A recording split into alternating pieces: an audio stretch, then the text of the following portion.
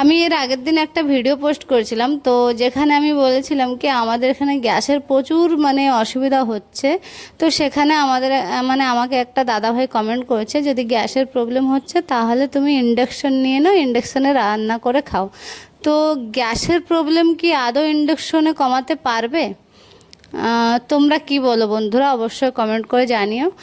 ଆଉ ସେ ଯେଉଁ ଭାଇ ମୋତେ କମେଣ୍ଟ କରିଥିଲେ, ତ ସେ ଆକ୍ଚୁଆଲି ଓଡ଼ିଆ ଭାଇ, ତ ତାଙ୍କୁ ମୁଁ ବହୁତ ବହୁତ ଧନ୍ୟବାଦ ଦେବି କି ଭାଇ ତମେ ଇଣ୍ଡକ୍ସନର ସଜେସନ୍ ଦେଇଛ।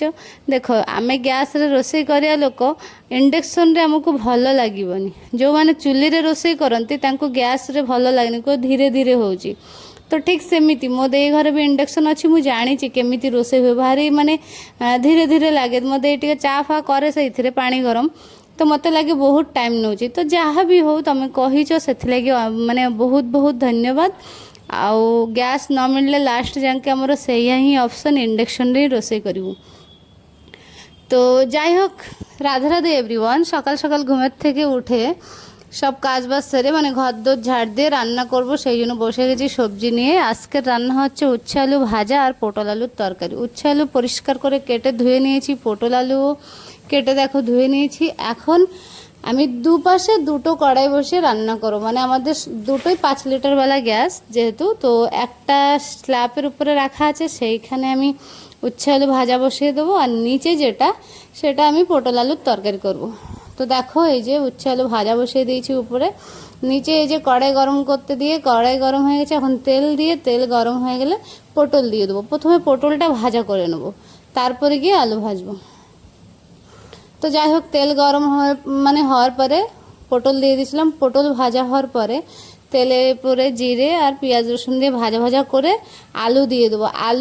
আলু আর এক্সট্রা করে ভাজবো না, এক চোটে আলু দিয়ে দেবো। আলু দিয়ে লবণ হলুদ দিয়ে একটু ভাজা ভাজা করে নেবো। তারপরে গিয়ে পটল আর টমেটো দিয়ে দেবো। এই যে পটল টমেটো দিয়ে দিয়েছি, একটু ভাজা করে নিয়েছি তার সাথে দিয়ে। এখন মশলাগুলো দিয়ে দেবো। এই যে জিরের গুঁড়ি, তারপরে ধনের গুঁড়ি, তারপরে লঙ্কার গুঁড়ি দিয়ে একটু জল দিয়ে ভালো করে কষে নেব। তো এই যে কষানো হয়ে গেছে, কষানো হওয়ার পরে এই যে জল দিয়ে দিয়েছিলাম। জল ফুটে যাওয়ার পরে এই যে তরকারিতে বেশি জল দেয়নি, অল্প অল্প গামা খামা রসা রসা টাইপসা। যাই হোক, তরকারি হওয়ার পর গরম মশলা দিয়ে দিয়েছিলাম। এই যে ভাজা তরকারি কমপ্লিট, চান্দান করে এসেছি। এখন সয়াশিটের জলটা খেয়ে নেবো। তো এই যে জল খাওয়ার পরে আমি বিটের জুসটা করে নেব। জল খেয়ে ড্রাই ফ্রুটস খেয়ে নিয়েছি, তো বিটের জুসটাও করে খেয়ে নিয়েছি। তো যাই হোক, আজকের ভিডিওটা এইটুক। যদি ভালো লেগে থাকে তো অবশ্যই একটা like comment share subscribe follow করে পাশে থাকবে। দেখা হবে পরে একটা নতুন ভিডিওতে। ততক্ষণের জন্য সবাই ভালো থাকো, সুস্থ থাকো।